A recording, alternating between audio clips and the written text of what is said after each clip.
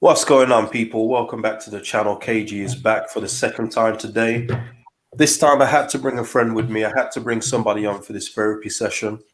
He's been out streaming himself today. He's been on a live stream himself, so he did a watch along himself today. So make sure you check that. I'm sure you will have. It's on the Dom Robbie Show. I got with me Joe Wainman here, fellow Leeds fan. How's it going, man? Yeah, I mean the result not good, but it is. I think the thing is for me, KG, it's like 11 goals conceded in 2 games at Old Trafford, and so obviously you have to bat. I know the narrative now is going to be second season syndrome and all that, and you have to bat it off. But it's more the case of like we sort of understand these results can happen under Bielsa, but when it's Yeah. 11 goals against our biggest rivals, it's like, oh, come on, Yeah. come on. Yeah, I mean, I don't know. Again, we was both streaming today, so we don't know what each other said. But when you saw the lineup first off, obviously we know that a couple of players weren't going to be fit. Phillips weren't fit. Did you have trepidation from when you saw the lineup? Because I know I did.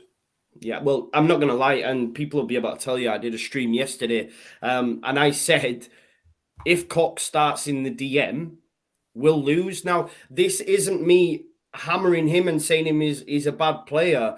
There's just Bruno Fernandes to deal with, and the drop off from Calvin to Cock or to Strauch, because I know on Sky they had Strauch in there, and I was like, oh, maybe because there's two left-footed centre backs. I was then even thinking, oh, if he has put Strauch, that's even worse, because I do think Yeah, Cock's an improvement on Strauch in there, yeah. but the drop off from Calvin is just immense. And then when you've got Bruno who's on point to prove after the Euros, on Mm. fire, Pogba on fire, it's hard for a centre back to be playing in the CDM, you know. Yeah, So yeah, and Dallas not being in midfield as well, KG, and I wanted Firpo there because he's a left back, you know. I know yeah. Dallas did okay, but yeah, I was worried. I'm not going to lie. I said last night, people will tell you if Cox there, my head's thinking, oh, yeah, we're probably going to lose this because Bruno's just so good, man.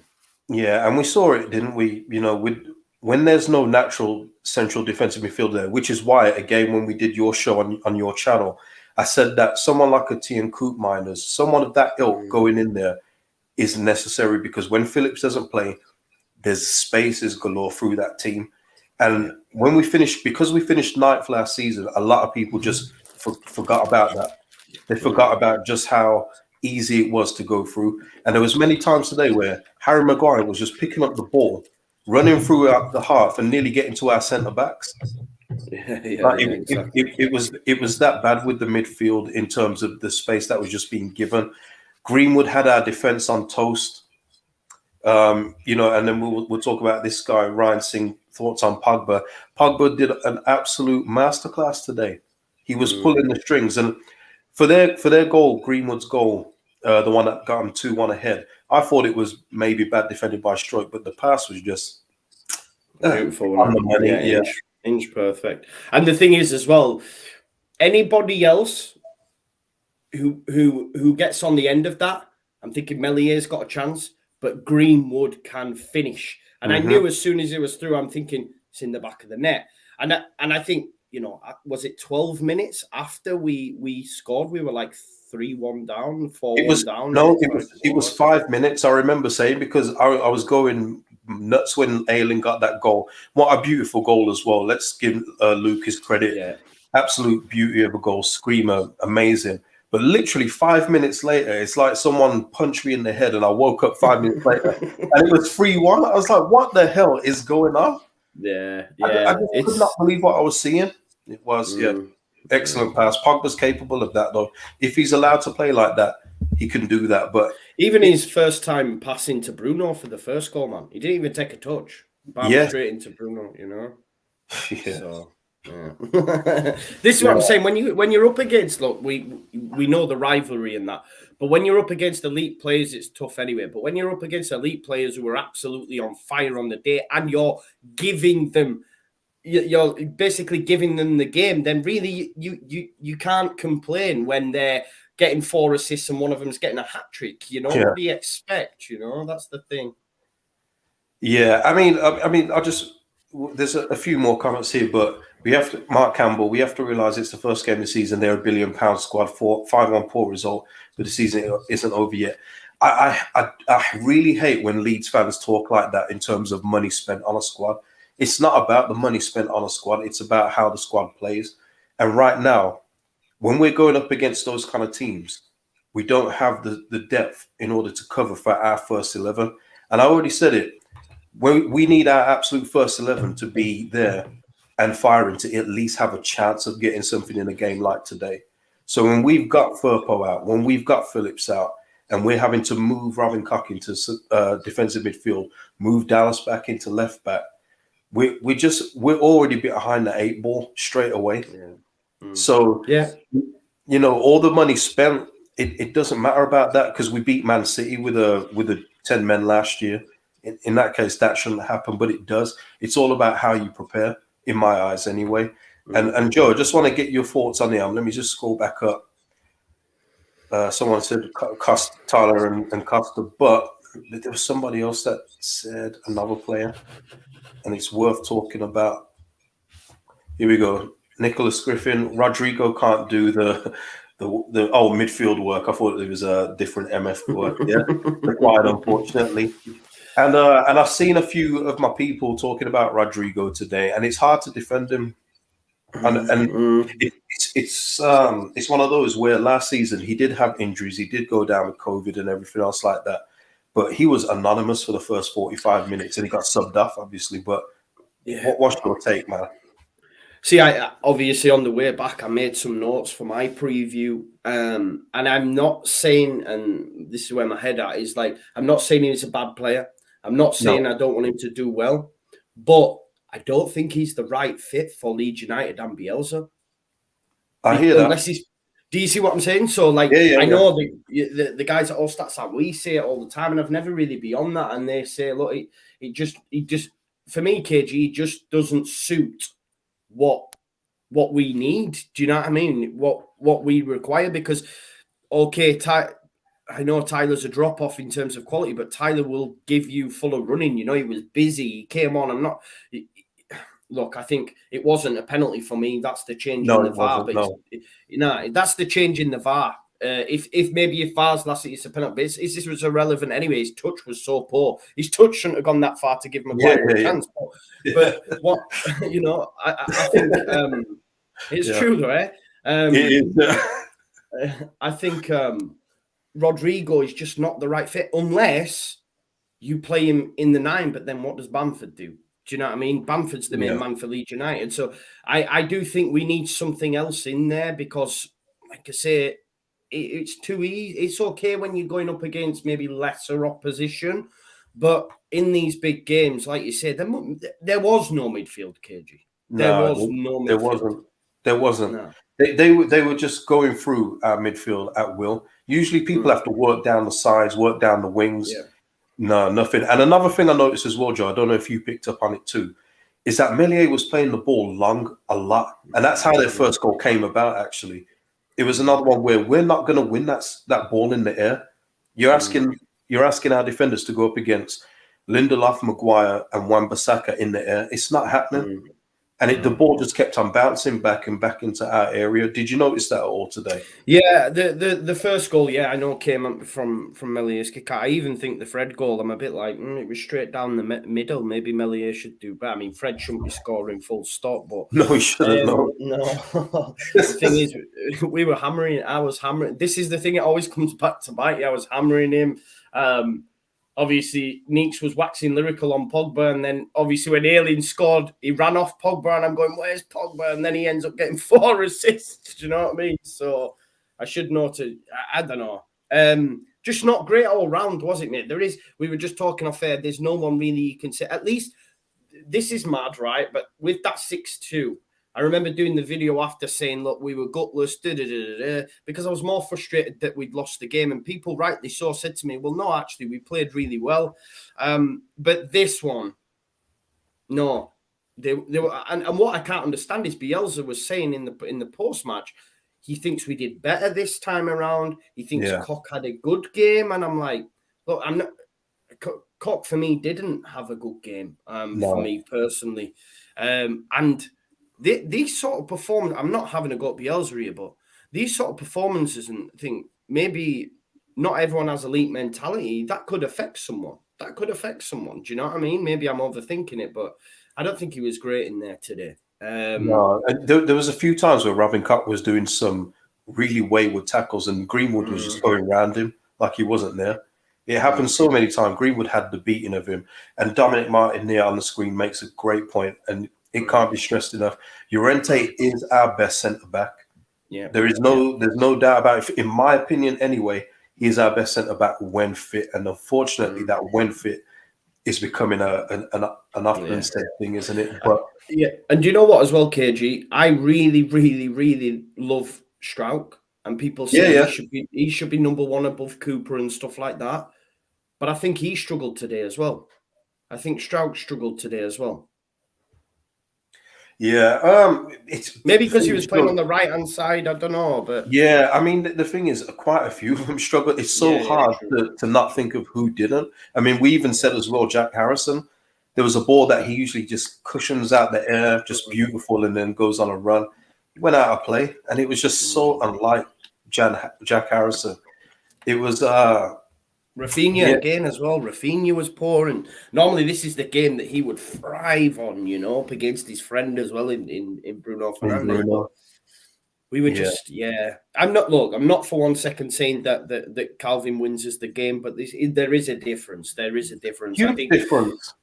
Joe, you're talking about a 70 to 80 million pound player in our squad. It makes a huge difference. Maybe the score isn't 5-1. Maybe we lose 3-1. Who knows? Maybe we get a draw. Who knows? We don't know now. It's all hindsight. But we miss players like that and Llorente. It makes such a big difference to us right now, and that's where the concern is as well with the comments in the Square Ball podcast with Angus in terms of what we can do going forward. It just makes you worry because let me just get this straight with everybody. I think we'll probably beat Everton, and I think we'll probably beat Burnley. That's not the problem. It's when we've got players out for games like this against the top boys, against those top teams. And if we don't get a central midfielder, which we've been needing for a very long time now, I don't know what we're going to do. Well, put yourself in the situation. Say Calvin does a don't want it, but if Calvin has a, I was gonna ask you about this as well. Say Calvin has an injury, then what? But just on that as well, Philip, on the struggled except one Luke Ayling, you must remember Pogba played from the left. Pogba played from the left and got 4 assists. He ran the show from the left. Yeah. Now, correct me if I'm wrong, Luke Ayling plays at right back. So, yeah, I know he scored a great goal, but I don't think his performance was what we're used to from Bill, personally.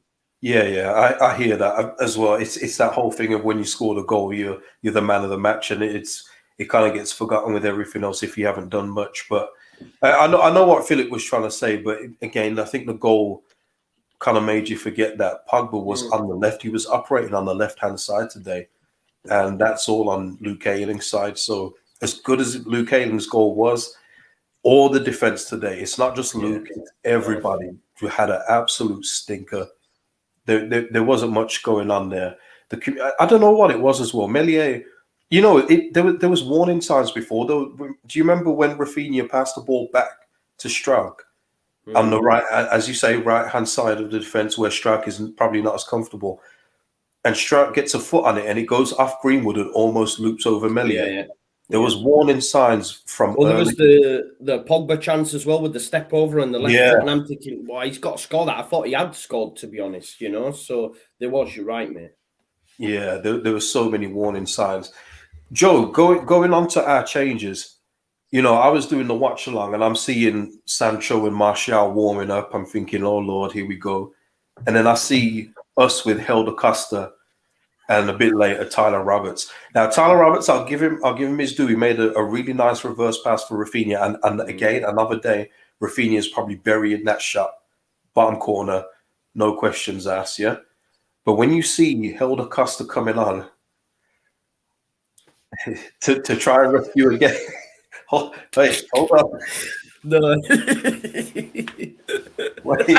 I feel bad. I feel bad, but I it's know, true. I know, I don't want to be like this. I really don't. I really don't. You know, I back all the players that wear the shirt. I really do. But when you're seeing that we need goals, and you're seeing Helder Costa come out, what was you saying? Well, in all honesty, in my mind, I'm thinking, right, when Costa comes on, he does two things for me. He either gives away a free kick on the edge of our box because he can't tackle, or he makes the wrong decision in the final third. You know, I don't know what he gives us. And my worry is, like Bielsa says, he's happy with the squad and stuff. But again, it comes back to it. I know he doesn't want a huge squad. That's fair enough. I understand that. But the depth that we do have has to be improved, because if we were to have an injury to Harrison or Rafinha, the players underneath aren't there. It would be Costa. It's clear Paveda's dropped well down the pecking order. Yeah, He's not been seen in the under-23s. He's not making a 9-man bench, by the way. 9 yeah, men on the bench now. You know, Somerville's there. I don't know. I think in that moment, maybe you chuck on a Somerville as opposed to a Costa. Do you know what I mean? Because I don't know what he gives us. I think we need to improve the depth. yeah. You know, that would be my hope. You know, get a Kent, man, get a Kent, get a James, get a Noah Lang, someone there that's going to challenge Rafinha and Harrison for a starting berth. You know, Yeah, and Joe, I mentioned that on my stream actually about your tweet about getting Ryan Kent in, and I replied with get Ryan Kent for a lowish fee and give them Helder Costa. I think it works out well. Rangers can't complain with Helder Costa in the Scottish Premier League, so I think it would work out great. Obviously, it works out better on our end, of course it does, but yeah, it's about trying something else now. And like you say, Somerville and quite a few people say on stream too. Somerville would be a better option at this point than Costa and Poveda both together. Because if it doesn't work out with Somerville, it doesn't work out. But it's not working out with those other two. And I don't know if you put this in the back of your mind, but I do remember the club being put off by Ben Rama and his birthday video. Yeah. Poveda in the summer was out in Jamaica whining and stuff. Now it don't matter to me. I don't care about that stuff. But do you think that the club have kind of looked at that and saying, Jack Harrison's out in LA trying to do his work and everything else like that. He's getting better, whatever it is. And Poveda's out in Jamaica. Like, do you think there's anything to that? Well, do you know what I said on my video the other day? Just 2 days sorry. ago? Just before that, I just want to get this. Ryan Singh, you got a point. Pogba was drifting in, but we do a man marking system, so it would have been on Ailing to follow him. That's all. Sorry, go ahead. But I about Poveda, right? I get the impression, and again, I don't know the guy personally, obviously, clearly, you know, but I get the impression with the amount of clubs Poveda's had and stuff, he gives me vibes that he wouldn't take no rubbish.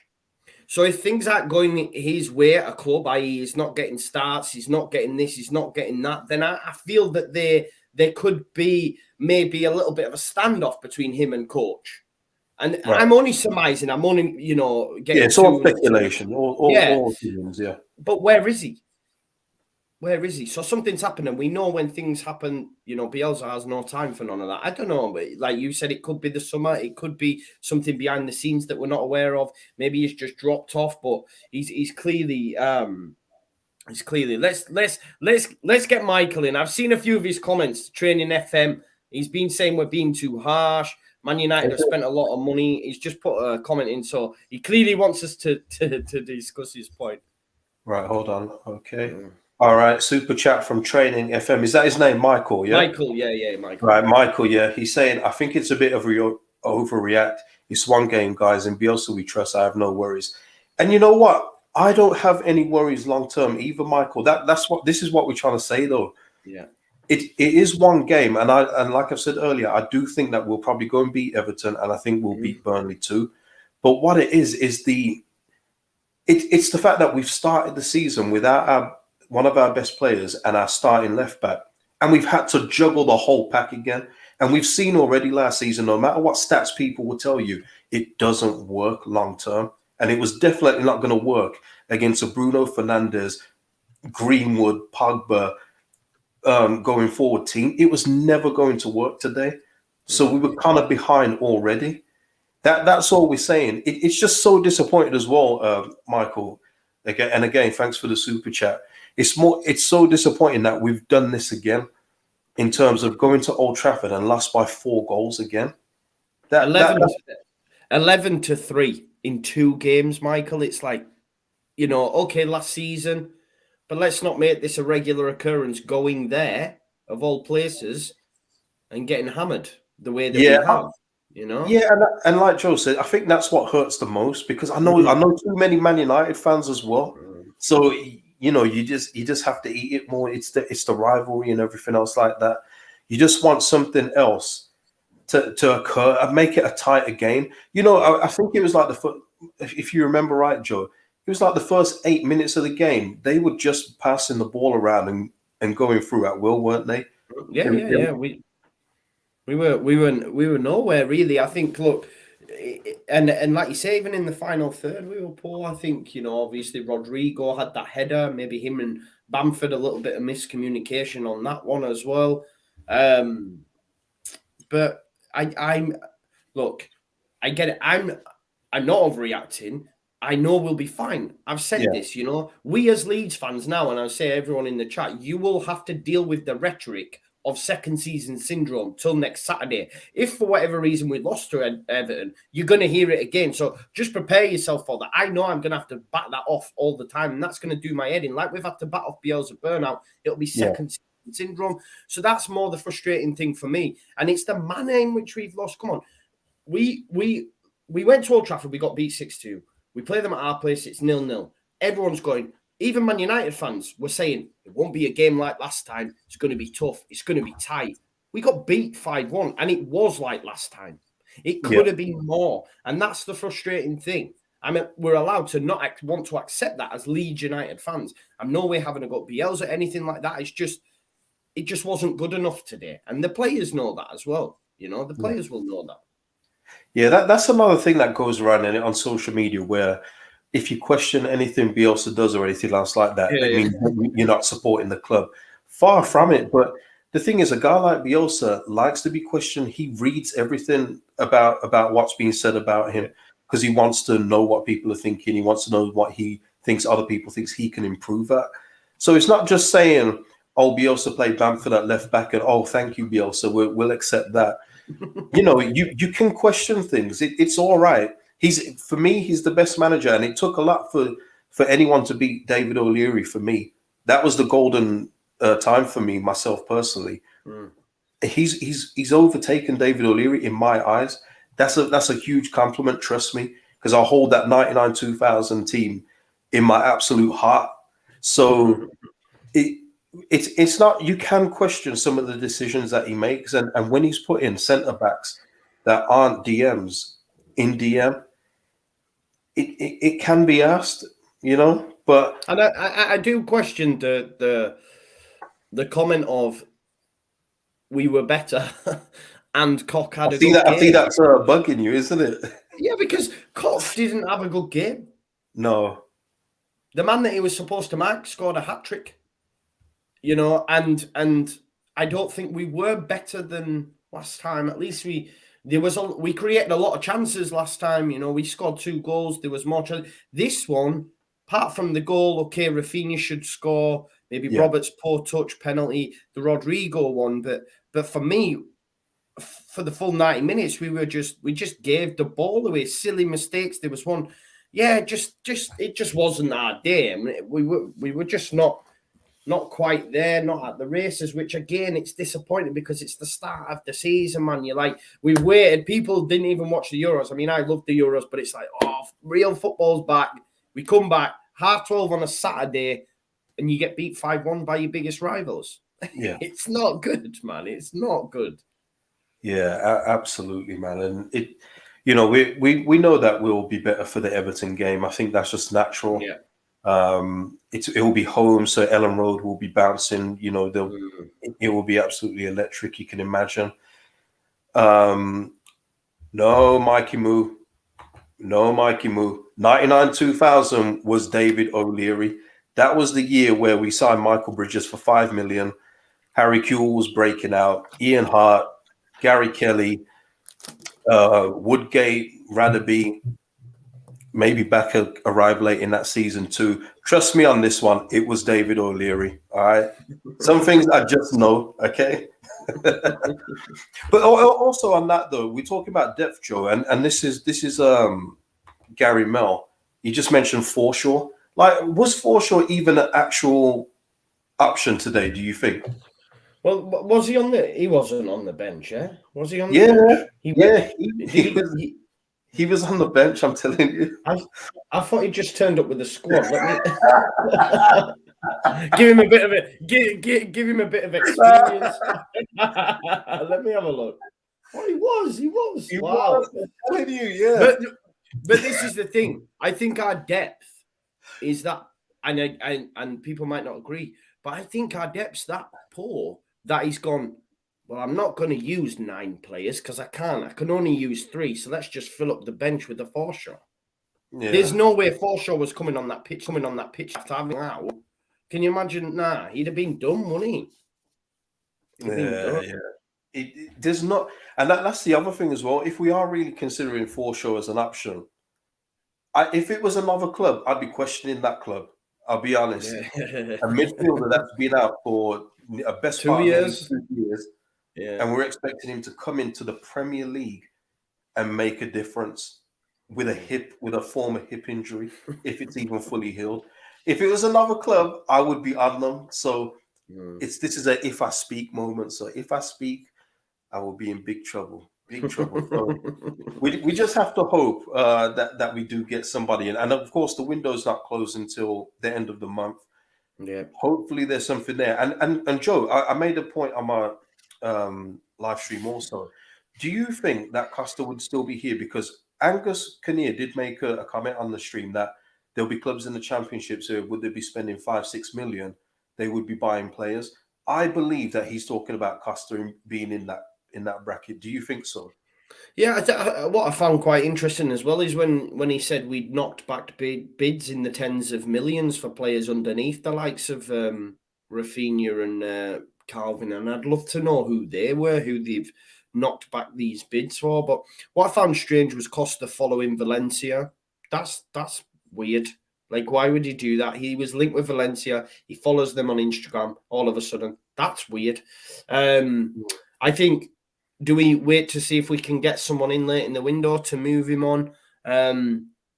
Look, I never feel good about hammering players, and I'm not hammering him as such. I just don't think he's up to the task. And I just think as well, as the season goes on, if he does stay and he is our go-to man, the fans will just turn because it'll be like, nah. You know what I mean? I just think over a 38-game season, because even today I seen someone on Twitter said, "Oh, we're getting battered and we bring on Costa." But that's what I'm saying. It's like we're laughing about it. Do you know what I mean? It's like when I seen him coming on, KJ, I was like, "Oh no, man!" Yeah, like you said, and they're turning to Sancho. Yeah. I can't lie. I think my reaction was pretty much the same, and you just have to remember you're on camera in it. But also with that as well, there was something else I was going to bring up in regards to that. Oh, it's escaped me.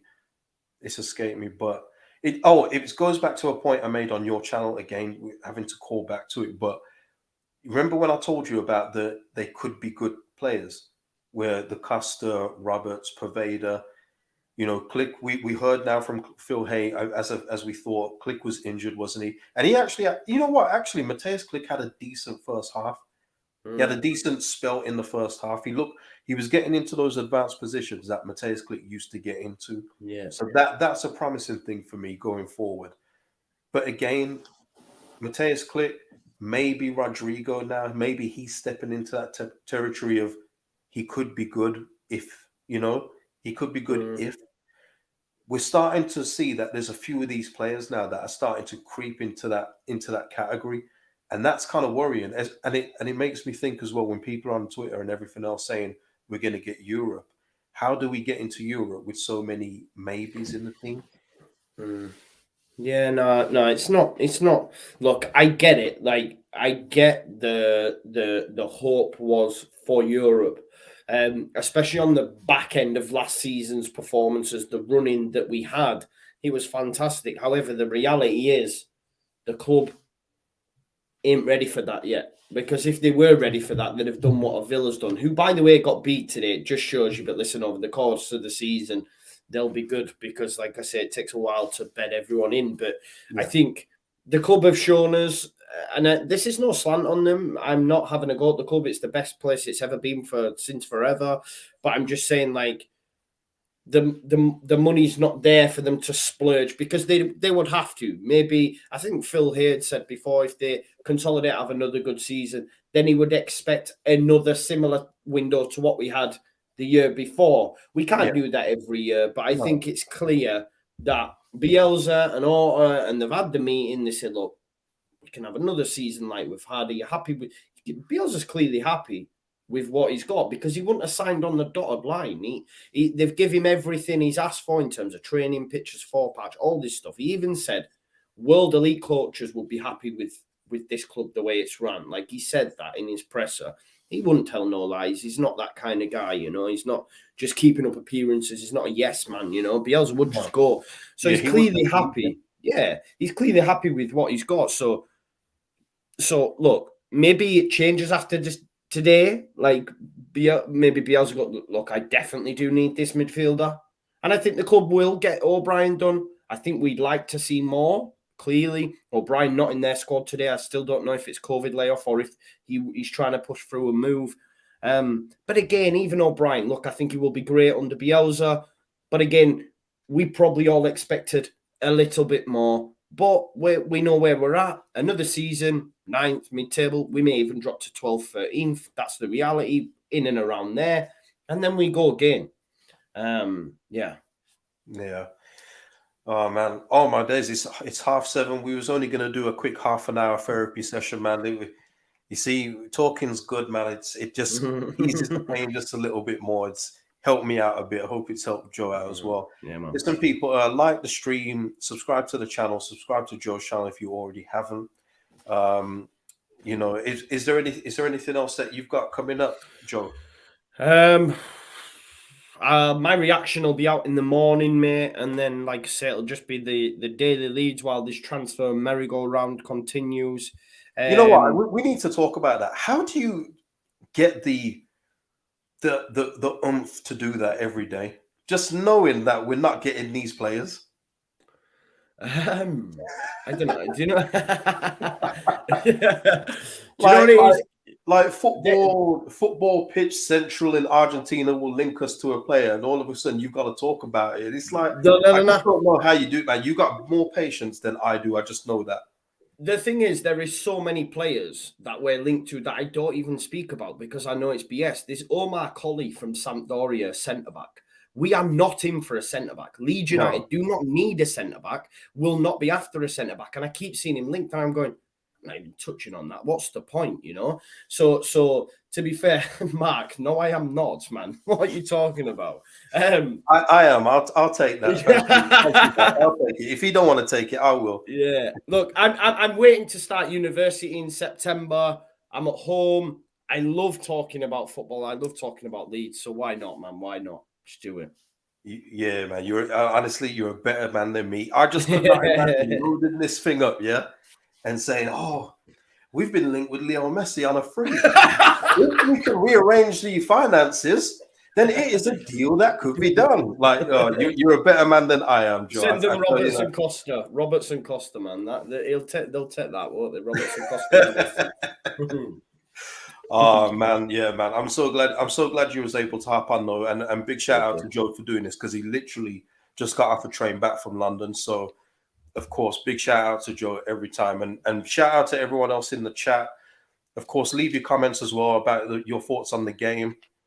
Always interested to hear that, man. And that will be it, guys. Like the stream, subscribe to the channel.